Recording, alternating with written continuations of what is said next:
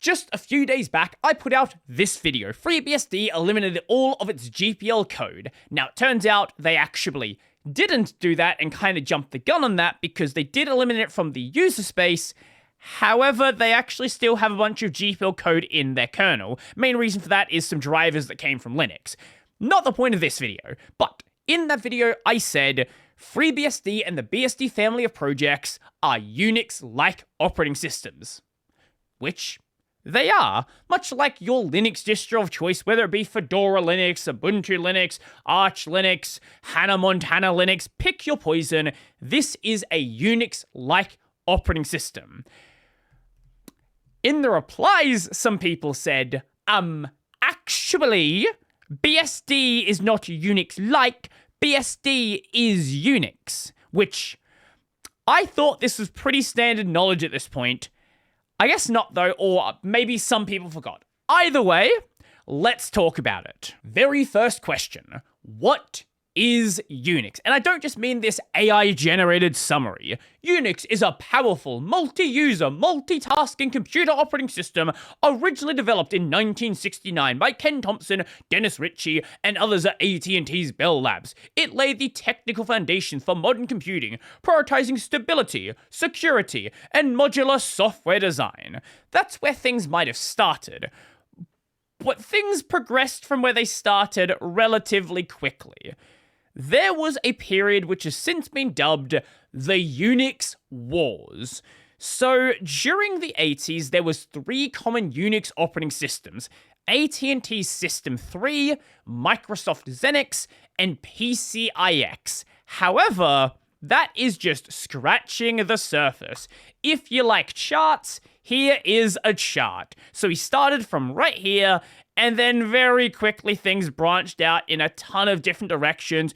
HP had a thing, there was SCO Xenix, SunOS, BSD was somewhere along the way, then things built off of BSD, and things built off of various other things, and it's a big mess of projects. Linux is off to the side here, but we're not talking about Linux right now. But there is one thing relevant to Linux. Much like the Linux distros of today, HP UX did things a little bit differently to System 3, and System V, and Xenix, and AIX, and SunOS, and BSD, and the regular versions of Unix, and all of these things just did things a little bit differently. And that's a problem, because if you were a commercial company building commercial Unix software, which one do you support? Do you build things for individual clients based on their specific needs? But then what if the client wants to go to another version of Unix? And what if another client wants the same software? Now do you port it over to that version? Do you build it in some sort of minimal viable way that happens to work across everything? But what if there is a feature on one of these systems which makes the software vastly better? Basically, it created this support nightmare for anyone trying to build software. Again, much like the Linux distros of today. But at the time, they were all Unix. And there were some general things that were agreed upon. And eventually these agreements became what was known as the POSIX standard. This is the Portable Operating System Interface, or IEEE 1003, published in 1988. Whilst POSIX is traditionally associated with Unix and Unix-like systems, there are systems outside of Unix that do implement part or the entire spec. Fun fact about POSIX though, this name actually came from Richard Stallman. Originally, they wanted to go with IEEE IX. POSIX is a much more pronounceable name, and I'm very happy that is what they went with. In 1987, the X-Open company was incorporated by some European Unix vendors, originally comprising of the members Bull, ICL, Siemens, Olivetti, and Nixdorf, together going by Bison at the time. Later, Philips and Ericsson joined, and then they changed their name to X-Open. They published the X-Open Portability Guide, later becoming the X-Open CAE specification, based on AT&T's system interface definition, covering a much broader scope than just what POSIX was doing. A little bit later in the 1990s, a separate industry consortium was started, initially comprised of Santa Cruz Operation, SCO, Unix System Laboratories, Univel, Sun Microsystems, Hewlett-Packard, and IBM, at the time being major Unix vendors, along with holding the Unix trademark and the AT&T-derived Unix source code. This was known as the Common Open Software Environment, or COES, almost all of whom were also members of XOpen at this time, and XOpen had also expanded to 21 members, covering most of the Unix world. Due to a mess of purchases of various different companies, in 1993, Novell was holding the trademark to Unix, and this trademark was then transferred over to XOpen. In 1994, XOpen published the SUS, the single Unix specification, which was a collection of a bunch of different standards of the time, one of which being POSIX, another being XOpen CAE specification, and a bunch of others which were very important for the time. Then XOpen merged with the Open Software Foundation to become the Open Group. Once again, many of the members of XOpen were also members of the Open Software Foundation, and if you're trying to do functionally the same thing, and you have basically the same members, you know, why not just merge together? And from this point, because they hold the Unix source code, they hold the Unix trademark, they get to define what is and is not Unix. From this point, the SUS was the definition of what is a Unix system. Now, over the years, there have been multiple versions of the SUS that get standardized as separate Unix version brandings. Unix 93, Unix 95, Unix 98, Unix 03, and Unix v7. No, that is not a mistake. They just decided to change the branding with v7. Why? I don't know, ask them. But here is the important point. It is not just a matter of implementing the spec and now you get to call yourself Unix. If that was the case, your distro probably would be Unix. FreeBSD probably would be Unix. NetBSD probably would be Unix. There would be a lot more Unix out there, and especially a lot more Unix out there in the FOSS world. If you want to become Unix, there is a certification program. And as one might expect for a business-to-business interaction, a price for this is not listed, and it's probably going to depend system to system to system.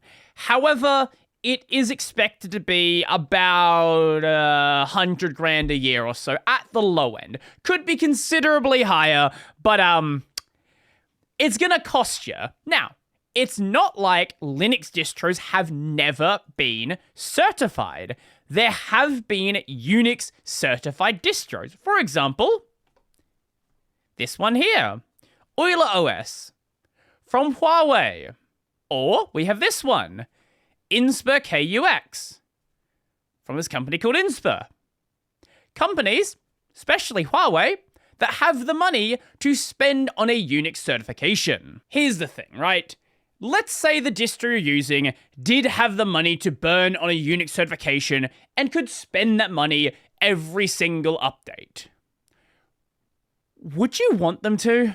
Right? Like, if Fedora had the money to spend, would you want them to spend it on that and not on actually improving the distro?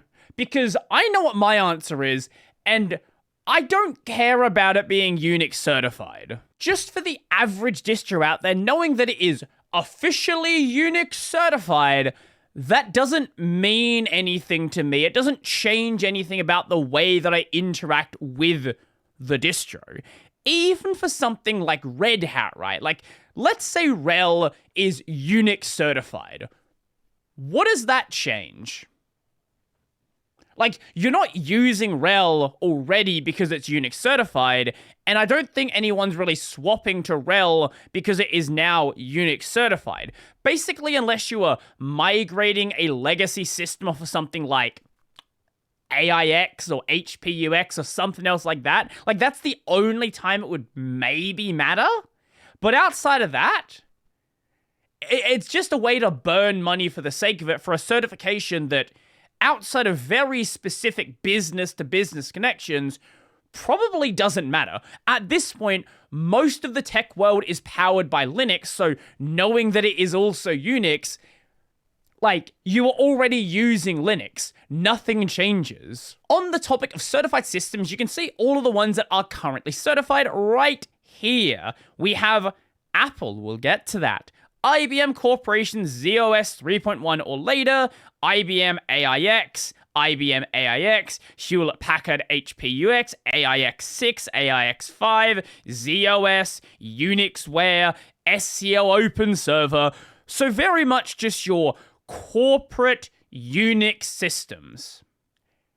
And then macOS. macOS is an interesting one. Yes, macOS is technically a corporate Unix system, but who is using macOS because it is Unix certified? Maybe some professor in their 60s who, when they were in college, when they were in university, they were using Unix. Maybe that's the reason, but whilst it is technically Unix certified, it's Unix certified with some pretty big caveats. So first caveat is if we go Unix v7, most of this list vanishes and we have AIX version 7, that is all. If we go Unix 03, which is the older standard from many years ago, now that is included along with the rest of these systems. So that one I will give them a pass for. The one I won't give them a pass for is the fact that, well, to make it actually be Unix, you've got to turn it into not macOS. One nice thing about the Unix certification is the application documents are public.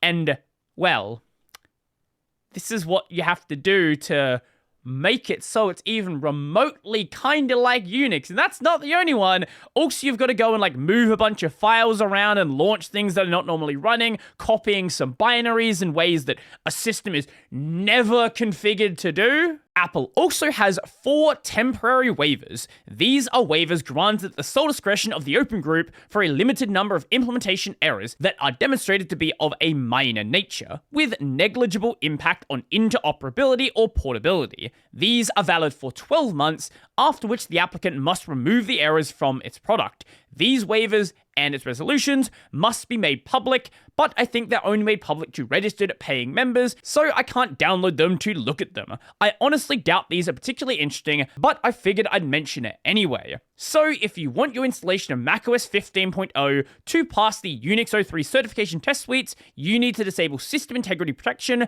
enable the root account, enable core file generation, enable timeout coalescing, mount any APFS partitions with the stricter time option, format your APFS partitions case sensitive. By default, APFS is case insensitive, so you'll need to reinstall, disable Spotlight, copy the binaries UUCP, UUName, UUStat, and UUX from user/bin to user/local/bin, and binaries UUCICO and UUXQT from user/sbin to user/local/bin. Set the setuid bit on all of these binaries, add user/local/bin to your path before user bin and user sbin, enable the UUCP service, and handle the mystery issues listed in the 4 temporary waivers, and then, and only then, is your macOS actually Unix. So, whilst they might say, oh, version 26, this is for an older version here, but nothing has changed since then, this is Unix. It's Unix in a way that is, how nobody is ever actually using their system. Honestly, I doubt there is a single macOS system in deployment that is actually Unix certified. As per the Unix certification, it is only Unix certified under this very specific running condition. It is not fully clear why Apple pays for the certification, why they go through a process of doing so. You might say it's because a bunch of big Unix people from back in the day are working at Apple. However, it is very interesting when they first started paying for certification. So let's go back to a talk done by Steve Jobs many, many years ago. There's a wow picture here. Major new features in it. And let me go through a few of them. First of all, it's Unix-based, as you know. What you may not know is that Apple has become the #1 supplier of Unix in the world. Bigger than Sun, bigger than Linux, bigger than anyone. But we don't want to rest on that. We think we have one of the best versions of Unix out there. Jaguar makes it even better with a whole bunch of in the next cool new Unix things. Yeah, here we go. Some random Unix stuff. In the next version, that's when they started paying for the certification. So I have a feeling somebody might have got a very angry email being like, yo guys, you're not Unix. You gotta pay for the certification if you want to use that trademark. But nowadays, they don't really talk about Unix, so why they keep paying for it, I don't know. It's probably just a rounding error that they don't really care about. It's like, oh, 100 grand a year to be Unix certified? We're not gonna miss it. We don't even know it's there. Just keep on doing it. So this right here is why FreeBSD is Unix-like and is not Unix.